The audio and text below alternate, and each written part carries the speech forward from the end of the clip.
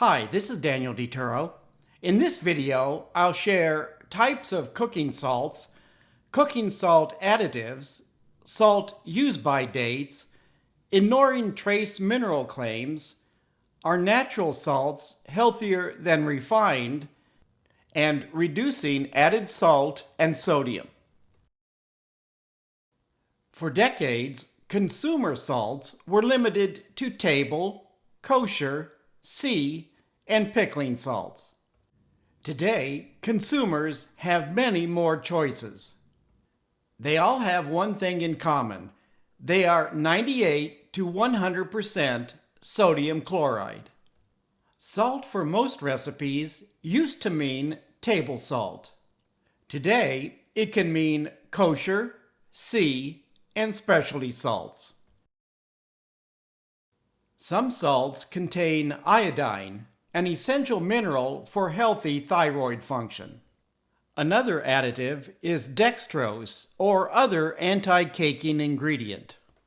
Caking is when salt crystals form clumps.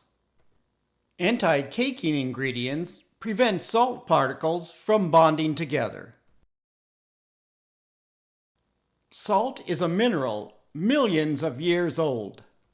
Rock and Himalayan salts are deposits from ancient oceans.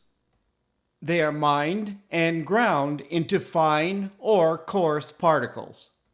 If salt is millions of years old and does not spoil, why do packages have use-by dates? The reason is clumping. Clumping is more likely to occur in areas of high humidity, and with salts without anti-caking additives. While clumps are inconvenient, they usually are easily broken up. Many cooking shows and online recipes specify kosher, sea, or other natural salts. Natural simply means the salt has no additives. Himalayan and sea salt are unrefined with no additives. Refining removes impurities, including other minerals. In addition to dozens of trace minerals, Himalayan salt can also have dozens of impurities. The same with unrefined or natural sea salt. Using refined or natural salts is a personal preference. Using iodized salt may help prevent an iodine deficiency. Trace minerals give cooking salts their unique flavor and color. With the exception of salt substitutes, all cooking salts are mostly sodium chloride. None are a healthy source of essential minerals. Buy salts based on flavor, not the number of trace minerals.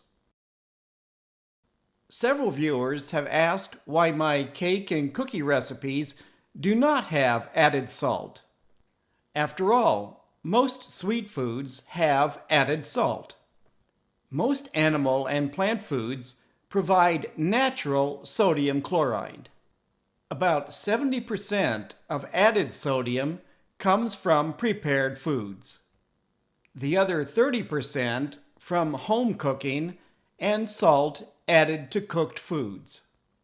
U.S. dietary guidelines for healthy people recommends limiting added sodium to 2,300 milligrams a day, about 1 teaspoon of salt.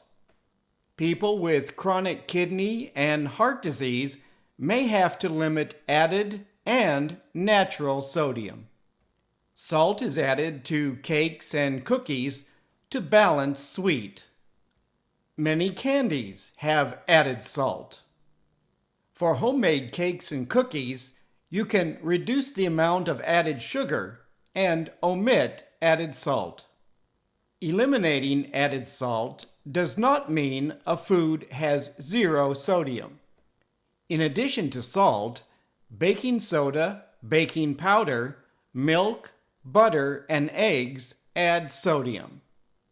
You can reduce added sodium by 50%, by replacing an equal measure of table salt with kosher salt, or reduce the amount of table salt by half, or flavor foods with herbs and spices instead of salt.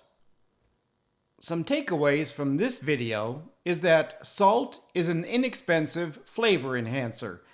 While consumers have more choices, cooking salts are mostly sodium chloride, and select salts based on cost and flavor, not on the amount of trace minerals. Please leave a comment if you have any questions about this video. Thank you for watching and healthy eating.